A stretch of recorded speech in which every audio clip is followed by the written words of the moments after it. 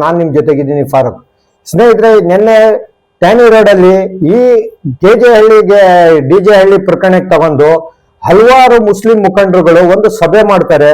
ಈ ಸಭೆಯಲ್ಲಿ ಏನಾಯ್ತು, ಈ ಸಭೆ ಮಾಡಕ್ ಉದ್ದೇಶ ಏನು, ಹಾಗೂ ಈ ಸಭೆಯಲ್ಲಿ ಮುಖ್ಯ ಪಾತ್ರ ವಹಿಸಿದವರು ಬಾಬಾಜಿ ಅವರು. ಬನ್ನಿ ಇವ್ರ ಹತ್ರ ಕೇಳೋಣ. ಸರ್, ನಿನ್ನೆ ಸಭೆ ಮಾಡಕ್ ಕಾರಣ ಏನು ಸರ್? ಇದು 5 ವರ್ಷದಿಂದ ನೋಡ್ತಾ ಇದ್ದೀವಿ ನಾವು. ಈ ಡಿಜೆ ಹಳ್ಳಿ ಕೆಜೆ ಹಳ್ಳಿನಲ್ಲಿ ಆಗಿದ್ದು ನಮ್ಮ ಪೈಗಂಬರ್ ಮೊಹಮ್ಮದ್ ಸಲ್ಲಲ್ಲಾಹು ಅಲೈಹಿ ವಸಲ್ಲಂ ಹೆಸರು ಮೇಲೆ ಒಂದು ಹುಡುಗ ಕೆಟ್ಟು ಮಾತು ಹೇಳಿದ್ದಕ್ಕೆ ಆ ಟೈಮ್ನಲ್ಲಿ ಜನ ಎಲ್ಲ ಸೇರ್ಕೊಂಡ್ಬಿಟ್ಟು ಪೊಲೀಸ್ ಸ್ಟೇಷನ್ಗೆ ಹೋಗಿದ್ದಾರೆ FIR ಮಾಡಿ ಅಂತ. ಅವರು FIR ಮಾಡಲಿಲ್ಲ. ಅದು ಯಾವ ಕಾರಣಕ್ಕೆ ಮಾಡಲಿಲ್ಲ, ಯಾರು ಹೇಳಿದ್ದಾರೆ ಅದು ಗೊತ್ತಾಗಲಿಲ್ಲ.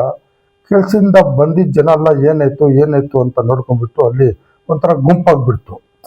ಯಾರೊಬ್ಬರು ಬಂದು ಈ ಥರ ನಾವು ಓಟ್ ಕೊಟ್ಟು ಗೆದ್ಕೊಂಡು ಬಂದಿದ್ದಕ್ಕೋಸ್ಕರ ಇವನು ನಮ್ಮ ಪೈಗಂಬರ್ ಮೇಲೆ ಇವನು ತಂಗಿ ಮಗ ಹೇಳ್ತಾನಲ್ಲ ಅಂತ ಹೇಳಿಬಿಟ್ಟು ಹುಡುಗರು ಸ್ವಲ್ಪ ರೇಗ್ಬಿಟ್ಟು ಅವನ ಮೇಲೆ ಏನೋ ಪೊಲೀಸ್ ಇದು ಮಾಡಿದ್ದಕ್ಕೆ ಕಲ್ಲು ಹಾಕಿದ್ದಾರೆ, ಬೆಂಕಿಯನ್ನು ಹಚ್ಚಕ್ಕೆ ಹಚ್ಬಿಟ್ಟಿದ್ದಾರೆ.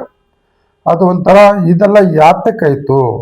ಇಮಿಡಿಯೇಟ್ ಪೊಲೀಸ್ ಸ್ಟೇಷನ್ನಲ್ಲಿ ಕಂಪ್ಲೇಂಟ್ ತಗೊಂತ ಇದ್ದಿದ್ರೆ ಇದೆಲ್ಲ ಆಗ್ತಾ ಇರಲಿಲ್ಲ. ಅರ್ಥ ಆಯ್ತಾ? ಆದರೆ ಅವನು ಅಖಂಡ ಶ್ರೀನಿವಾಸ್ ಕೂಡ ನನ್ನ ತಂಗಿ ಮಗ ಹೇಳಿದ ತಪ್ಪು, ಇಮಿಡಿಯೇಟ್ ಅವ್ನಿಗೆ ಅರೆಸ್ಟ್ ಮಾಡಿ ನಾನು ಅಂತ ಹೇಳಿಬಿಟ್ಟು ಜನ ಮುಂದೆ, ಮುಸ್ಲಿಂ ಮುಖಂಡ ಮುಂದೆ ಹೇಳ್ತಾ ಇದ್ದಾರೆ. ಇದೆಲ್ಲ ಆಗ್ತಾನೆ ಇರಲಿಲ್ಲ. ಅವ್ರು ಹೋಗ್ಬಿಟ್ಟು ಅದು ಏನು ಸಮಾಧಾನ ಮಾಡಬೇಕು ಅದು ಮಾಡಿಲ್ಲ. ಅವ್ರು ಇಮಿಡಿಯೇಟ್ ಅವ್ರು ಹೇಳಿಬಿಟ್ಟು FIR ಮಾಡಿ ಅಂತ ಹೇಳ್ತಾ ಇದ್ದಿದ್ರು. ಅದು ಇಷ್ಟು ಕೂಡ ಆಗ್ತಾ ಇರಲಿಲ್ಲ. ಅವರು ಏನು ಹೋಗಿದ್ದಾರೆ ಅಲ್ಲೇನು ಅವ್ರಿಗೂ ಕಲ್ಲು ಹೊಡೆದು ಅವ್ರ ಮಾತು ಏನಾಗಿದೆ ಗೊತ್ತಿಲ್ಲ, ಅಲ್ಲಿ ಅವ್ರಿಗೂ ಒಂದು ಕಲ್ಲು ಹೊಡೆದಿದ್ದಾರೆ ಅಂತ ಕೇಳಿತ್ತು. ಅವ್ರು ಬಂದ್ಬಿಟ್ಟಿದ್ದಾರೆ. ಅದರ ಮೇಲೆ ಇಷ್ಟು ಜನಕ್ಕೆ ಬಂದು ನೋಡಿದ್ನವ್ರಿಗೆಲ್ಲ ಅವ್ರ ಹಾಕೊಂಡ್ಬಿಟ್ಟಿದ್ದಾರೆ. ಈಗ ಮನೆಯಿಂದ ಫೋನ್ ಬರುತ್ತೆ ಏನಾಯ್ತು ಅಂತ.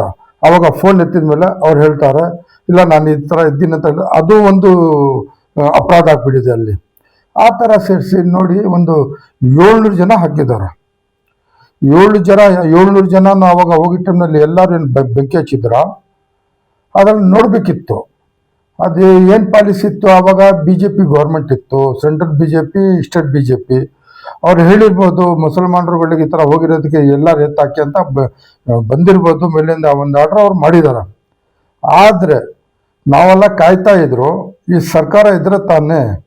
ಈ ಸರ್ಕಾರ ಹಿಜಾಬ್ ಮಾತು ಎತ್ಬಿಟ್ಟು ಅಷ್ಟೊಂದು ಗಲಾಟೆ ಆಯಿತು.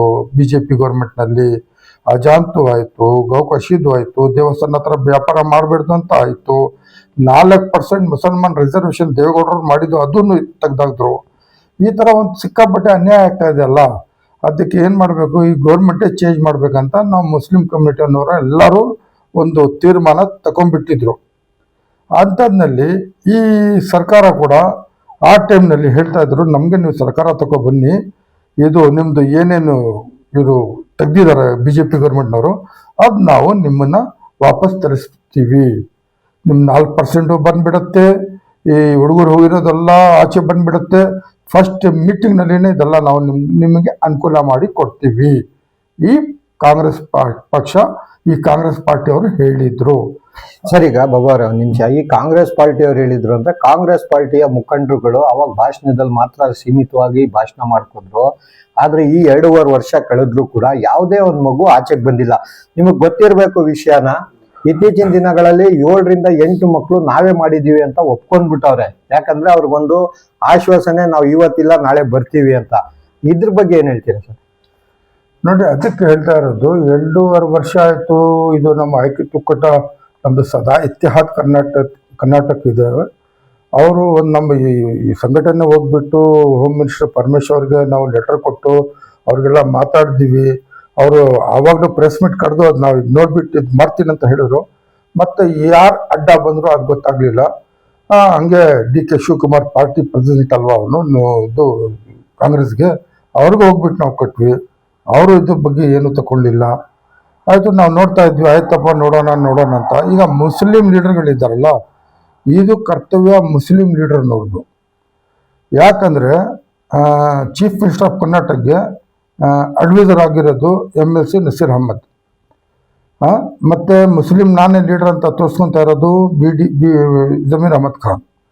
ಈಗ ಶಿವಾಜಿನಗರ್ನಲ್ಲಿ ರಿಜ್ವಾನ್ ಅರ್ಷದ್, ಇಲ್ಲಿ ಕಡೆ ಶಾಂತಿನಗರು ಎನ್ ಎ ಹಾರಿಸ್, ಇಲ್ಲಿ 3 ಜನ ಮುಸ್ಲಿಂ ಲೀಡರ್ ಇದ್ದಾರೆ. ಆದರೆ ಪವರ್ಫುಲ್ ನಾನೇ ಲೀಡರ್ ಅಂತ ತೋರಿಸ್ಕೊತಾ ಇದ್ದಿದ್ದು ಯಾರು? ಜಮೀರ್ ಅಹಮದ್ ಖಾನ್.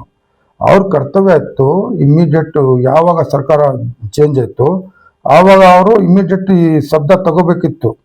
ನೋಡವ ಏನೇನು ಹೇಳಿದರೆ ನಮ್ಮ ಕಮ್ಯುನಿಟಿದು ಅದು ನೀವು ಮುಗಿಸಿ ಅಂತ. ಅವರು ಎಲ್ಗಂಟ ತಗೊಂಡು ಹೋಗಿದ್ದಾರೆ, ಯಾಕೆ ಮಾಡಿಲ್ಲ, ಅದು ಅವ್ರು ನಮ್ಮ ಜನಗೆ ಅವರು ಜವಾಬ್ ಕೊಡಬೇಕು. ಅವ್ರು ಕೊಟ್ಟಿಲ್ಲ.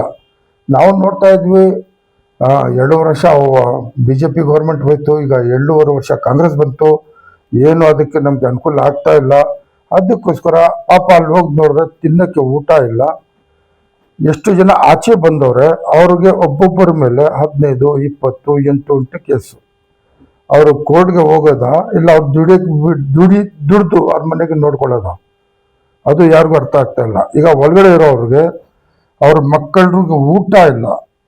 ನಿನ್ನೆ ನಾವು ನೋಡಿದ್ದೀವಿ, ಹುಟ್ಟಿದ ಮಗು 20 ದಿವಸ, ಅದು 5 ವರ್ಷ ಆಗಿದೆ ಆ ಮಗುಳಿಗೆ. ಅಪ್ಪ ಮಗಳಿಗೆ ನೋಡಿಲ್ಲ, ಮಗಳು ಅಪ್ಪಗೆ ನೋಡಿಲ್ಲ. ಆ ಮನೆ ಹೆಂಗಸರು ನೋಡ್ತಾ ಇದ್ರೆ ಕಣ್ಣಲ್ಲಿ ರಕ್ತ ಬರುತ್ತೆ, ನೀರೆಲ್ಲ ರಕ್ತ ಬರುತ್ತೆ. ಅದಕ್ಕೆ ನಾನು ಪಕ್ಕ ಹೊರಟೋಗ್ಬಿಟ್ಟೆ, ಅಲ್ಲಿ ನನಗೆ ನೋಡೋಕ್ಕಾಗಲಿಲ್ಲ. ಈಗ ನಾವು ಕೇಳೋದು ಏನಂದರೆ, ಇದು ನಮ್ಮ ಮಸ್ಜಿದ್ಗಳು ಇಮಾಮ್ ಇದ್ದಾರಲ್ಲ, ಅವ್ರಿಗೆ ಒಂದು ಕೆಲವು ಜನ ಇರ್ತಾರೆ ಮಸ್ಜಿದ್ ಇಮಾಮ್, ದೊಡ್ಡ ಹೆಸರು ತಗೊಂಡ್ಬಿಟ್ಟು 3-4 ಜನ ಇದ್ದಾರೆ ನಮ್ಮ ಸಿಟಿನಲ್ಲಿ. ಅವ್ರಿಗೆ ಇಟ್ಕೊಂಡ್ಬಿಟ್ಟು ಏನು ಹೇಳ್ತಾರೆ ಪೊಲಿಟಿಕಲ್ನವರು, ನೋಡಿ ಈ ಥರ ಇದೆ, ಈ ಕಾನೂನಲ್ಲಿ ಹಿಂಗಿದೆ, ಅದಂಗಿದೆ, ನೀವು ಸುಮ್ಮನೆ ಆಗಿ ನಾವು ಮಾಡ್ತಾ ಇದ್ದೀವಿ ಅಂತ ಹೇಳ್ತಾರೆ. ನಮ್ಮ ಜನ ಹೋಗ್ಬಿಟ್ಟು ಅವ್ರು ಕೇಳಿದ್ರೆ ಅವ್ರು ಹೇಳ್ತಾರೆ, ಇಲ್ಲ ಮಾಡ್ತಾ ಇದ್ದಾರೆ, ಆಗತ್ತೆ, ಸ್ವಲ್ಪ ಸಮಾಧಾನ ಮಾಡ್ಕೊಳ್ಳಿ ಅಂತ ಹೇಳಿ 5 ವರ್ಷ ಆಯಿತು. ಅರ್ಥ ಆಯ್ತು? ಬರೀ ಒಂದು ಸಮಾಧಾನ, ಒಂದು ಇದು ಮಾತು ಹೇಳಿ ಲೀಡರ್ಗಳು ಯಾರಿಗೆ ಹೇಳ್ತಾರೆ? ಉಲ್ಮಾಗೆ. ಉಲ್ಮಾ ಏನು ಹೇಳ್ತಾರೆ? ಪಬ್ಲಿಕ್ಗೆ. ಅರ್ಥ ಆಯ್ತಾ? ಈ ಥರ ಹೇಳ್ಕೊಂಡು ಬಂದಿದ್ಮೇಲೆ ಯಾವಾಗ ನಾವು ಸುಮ್ಮನೆ ಆಗ್ತಾವ್ರೆ ನಮ್ಮ ಜನಗಳು, ಇವ್ರ ಕೆಲಸ ಮಾಡ್ಕೊಂಡು ಹೋಗ್ತಾ ಇದ್ದಾರೆ.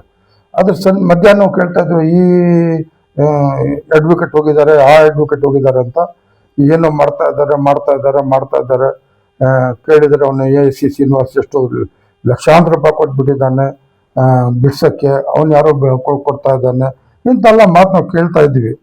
ಆದರೆ ಮೊನ್ನೆ ನೋಡಿದ್ರೆ 3 ಜನ ಒಪ್ಕೊಂಡ್ಬಿಟ್ಟಿದ್ದಾರೆ ನಾವೇ ಮಾಡಿದ್ವು ಅಂತ. ಮತ್ತೆ ಈಗ ಕೇಳಕ್ಕೆ ಬರ್ತಾ ಇದೆ, ಮತ್ತೆ 7 ಜನ ಒಪ್ಕೊಂತೀವಿ. ಆ ಲಾಯರು ಏನಂತ ಅರ್ಥ ಆಗಲಿಲ್ಲ, ಯಾಕಂತ ಈ ಥರ ಮಾತು ಹೇಳೋಕ್ಕೆ ಅವ್ರಿಗೆ ತಗೊಂಬಂದ್ರು ಮುಂದೆ ಅಂತ ನಮ್ಗೆ ಗೊತ್ತಾಗ್ತಾ ಇದೆ. ಯಾಕೆ ಮುಂದೆ ಈ ಥರ ಒಂದು ಅವನ ಮೇಲೆ ಎಲಿಗೇಷನ್ ಬಂದ್ಬಿಟ್ರೆ ಅವನ ಲೈಫೇ ಮುರಿದೋಗಿತ್ತು. ಅರ್ಥ ಆಯ್ತಾ? ತಪ್ಪು ನಾವು ಮಾಡಿದ್ದೀವಿ, ಬೆಂಕಿ ನಾವು ಹಚ್ಚಿದ್ದೀವಿ ಅಂತ ಒಪ್ಕೊಂಡ್ಬಿಟ್ರೆ ಪೊಲೀಸ್ ಸ್ಟೇಷನ್ ಮೇಲೆ ಬೆಂಕಿ ಹಚ್ಚೋರು, MLA ಮನೆಗೆ ಬೆಂಕಿ ಹಚ್ಚೋರು, ಇಂಥ ಕೆಟ್ಟು ಜನ ಅಂತ ಅವ್ರ ಹೆಸರು ಮೇಲೆ ಮಾತು ಬಂದ್ಬಿಡ್ತು ಒಪ್ಕೊಂಡ್ಬಿಟ್ರೆ. ಲೈಫ್ನಲ್ಲಿ ಯಾವ ಸಣ್ಣ ಪುಟ್ಟ ಕೆಲಸ ಬಂದರೂ ಕೂಡ ಅವ್ರ ಮೇಲೆ ಎಲಿಗೇಷನ್ ಬಂದ್ಬಿಡುತ್ತೆ. ಯಾರು ಈ ಒಪ್ಕೊಂತಾರಲ್ಲ ಅವ್ರ ಮೇಲೆ. ಅದಕ್ಕೆ ನಾನೇನು ಮಾಡಿದೆ, ಏನಪ್ಪ ಮಾಡಬೇಕು ಇದೆಲ್ಲ? ಈಗ ಮುಸ್ಲಿಂ ಲೀಡರ್ಗೆ ಹೇಳಿ ಏನು ಪ್ರಯೋಜನ ಇಲ್ಲ. ಆ ಹಿಂದೂ ಲೀಡರ್ಗಳು ಏನು ಹೇಳ್ತಾರೆ, ನಿಮ್ಮ ಮುಸ್ಲಿಂ ಲೀಡರ್ ಇದ್ದಾರಲ್ಲಪ್ಪ ಅವ್ರಿಗೆ ಹೇಳಿ ಅಂತ ಅವ್ರು ಹೇಳ್ತಾರೆ.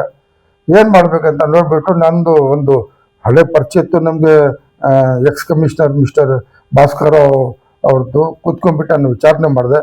ಲಾ ಆ್ಯಂಡ್ ಆರ್ಡರ್ನಲ್ಲಿ ಈ ಥರ ಪ್ರೊಸೀಜರ್ಗೆ ಏನಿದೆ ಅಂತ ಕೇಳಿದೆ ನಾನು. ಅವ್ರೇನು ಹೇಳಿದರು, ಇದು ಸೆಂಟ್ರಲ್ದು ಇದ್ರೆ ಹಜರತ್ ನಾನು ಹೋಗ್ಬಿಟ್ಟು ಸೆಂಟ್ರಲ್ ಮಾತಾಡ್ತೀನಿ ಅಂತ ಅವ್ರು ಹೇಳಿದರು ನನಗೆ. ನಾನು ಹೇಳಿದೆ, ಇದು ಮಾಡಬೇಕಪ್ಪ, ಯಾಕಂದ್ರೆ ನಮ್ಮ ಜಾತಿ ಜನಕ್ಕೆ ತುಂಬ ಕಷ್ಟ ಆಗ್ಬಿಟ್ಟಿದೆ ಅಂತ ಹೇಳಿದ್ಮೇಲೆ ಅವರು ನೋಡಿ, ಇದು ಕಷ್ಟ ಇದೆ, ಆದರೆ ಮುಮ್ಕಿನ್ ಇದೆ, ಪಾಸಿಬಲ್ ಇದೆ, ನೀವು ಯೋಚನೆ ಮಾಡ್ಕೋಬೇಡಿ, ಆಯಿತು ನಾನು ನಿಮ್ಗೋಸ್ಕರ ಮುಂದೆ ಬರ್ತೀನಿ ಅಂತ ಹೇಳಿದರು. ಬಾಜಿಯವ್ರೆ, ಒಂದು ನಿಮಿಷ. ಈಗ ಭಾಸ್ಕರ್ ಅವ್ರಿಗೆ ನೀವು ಕರೆದು ತಂದಿದ್ರಲ್ಲಿ ನಿಮಗವ್ರು ಆಶ್ವಾಸನೆ ಕೊಟ್ಟಿದ್ದಾರೆ. ಇದು ಯಾಕಂದ್ರೆ ಅವ್ರ ಕಾನೂನು ಬಗ್ಗೆ ತುಂಬಾ ಅರಿವು ಇದೆ, ಹಾಗಾಗಿ ಅವ್ರು ಒಂದು ಆಶ್ವಾಸನೆ ಕೊಟ್ಟಿದ್ದಾರೆ ಯಾವ ತರ ಮಾಡ್ಬೋದು ಅಂತ. ಆದ್ರೆ ಮುಂದಿನ ದಿನಗಳಲ್ಲಿ ಇದೇ ಒಂದು ಟೀಕೆಗೆ ಗುರಿ ಆಗ್ಬೋದು. ಯಾಕಂದ್ರೆ ಭಾಸ್ಕರ್ ರಾವ್ ಬಂದ್ಬಿಟ್ಟು ಒಂದು BJP ಲೀಡರ್ ಇರೋದ್ರಿಂದ ನಿಮಗ್ ಮುಂದಿನ ದಿನಗಳಲ್ಲಿ ಇದು ಟೀಕೆಗೆ ದಾರಿ ಆಗಲ್ವಾ? ನೋಡಿ, ನಮ್ಮ ದೇಶದಲ್ಲಿನೂ ಒಬ್ಬ ಏನೋ ಪಾಪ ರಾಹುಲ್ ಗಾಂಧಿ ಇಷ್ಟೊಂದು ಕಷ್ಟ ಬೀಳ್ತಾ ಇರೋದು. ಅವರು ತಾಯಿಗೆ, ಅವರ ತಂದೆಗೆ, ಅವ್ರ ಕುಟುಂಬಕ್ಕೆ ತುಂಬ ಇವರು ನೆಗ್ಲೆಕ್ಟ್ ಮಾಡಿಬಿಟ್ಟು ಒಂಥರ ಶೇಮ್ ಮಾಡಿದ್ದಾರೆ. ಯಾರು ಈಗ ಇರೋದು ಪ್ರಧಾನಮಂತ್ರಿ ಹೋಮ್ ಮಿನಿಸ್ಟರ್ ಅಲ್ಲ.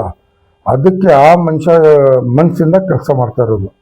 ಅವ್ರ ಹೆಸರು ಮೇಲೆ ತಗೊಂಡ್ಬಿಟ್ಟು ಪಾರ್ಟಿ ಹಾಕಿರೋದು. ಇಲ್ಲಿ ಪಾರ್ಟಿ ಯಾವುದಿಲ್ಲ. ಇಲ್ಲಿ ಕಾಂಗ್ರೆಸ್ಸು, BJP, JDS ಯಾರೂ ಇಲ್ಲ. ಎಲ್ಲರ ಒಳಗಡೆ ಎಲ್ಲ ಒಂದೇ. ಈಗ ನಾನು ಕೇಳಬೇಕಂದ್ರೆ ತುಂಬ ಒಳಗಡೆ ಮಾತು ಹೋಗ್ಬಿಡುತ್ತೆ. ನಮಗೆ ಈಗ ಜಮೀರ್ ಅಹಮದ್ ಖಾನ್ ಮುಂದೆ ಫೈಟ್ ಮಾಡಿರೋದು ಯಾರು? ಭಾಸ್ಕರ್ ರಾವ್ ಅವರು. DJ ಹಳ್ಳಿ KGನಲ್ಲಿ ಬಂದವರೇನು ಅಲ್ಲಿ ಫೈಟ್ ಮಾಡಕ್ಕೆ ಬಂದಿಲ್ಲ. ಅರ್ಥ ಆಯ್ತಾ? ನಾವು ಅವ್ರ ಹತ್ರ ಕೇಳಿರೋದು ಕಾನೂನಿನಲ್ಲಿ ಹೆಂಗೆ ನಮ್ಮವ್ರಿಗೆ ನಾವು ಬಚಾವ್ ಮಾಡ್ಬೋದು. ಅದಕ್ಕೋಸ್ಕರ ಅವ್ರನ್ನ ಕರೆದಿದ್ದಕ್ಕೆ ಅವ್ರು ಬಂದು ದಾರಿ ತೋರಿಸಿದ್ದಾರೆ. ಅದು ಆಗಿಲ್ಲ ಅಂದ್ರೆ ಮುಂದೆ ನಾವು ನೋಡೋಣ ಏನು ಮಾಡ್ಬೇಕಂತ, ಡೆಲ್ಲಿ ಹೋಗ್ಬೇಕು, ಏನು ಮಾಡ್ಬೇಕು ಮಾಡೋಣ ಅಂತ ನನಗೆ ಹೇಳಿದ್ದಾರೆ. ಸರ್, ಈಗ ಕಡೆಯದಾಗಿ ಒಂದು ಚಿಕ್ಕ ಕ್ವಶನ್ ಸರ್. ಈಗ ಮುಂದಿನ ದಿನಗಳಲ್ಲಿ ಭಾಸ್ಕರ್ ಹೆಂಗ್ ಹೇಳ್ಕೊಟ್ಟಿದ್ದಾರೆ, ಹಂಗ್ ಮುಂದಿನ ದಿನಗಳಲ್ಲಿ ನೀವು ಒಂದು ಟೀಮ್ ಮಾಡ್ಕೊಂಡು ಒಂದು ಕಮಿಟಿ ಮಾಡ್ಕೊಂಡು ಇದು ನೀವೇ ಮುಂದಕ್ಕೆ ತಗೊಂಡು ಹೋಗ್ತೀರಾ, ಇಲ್ಲ ಮತ್ತೆ ಬೇರೆ ಬೇರೆ ಲೀಡರ್ಗಳಿಗೆ ಸೇರಿಸ್ಕೊಂಡು ಜೊತೆಗೆ ಹೋಗ್ತೀರಾ?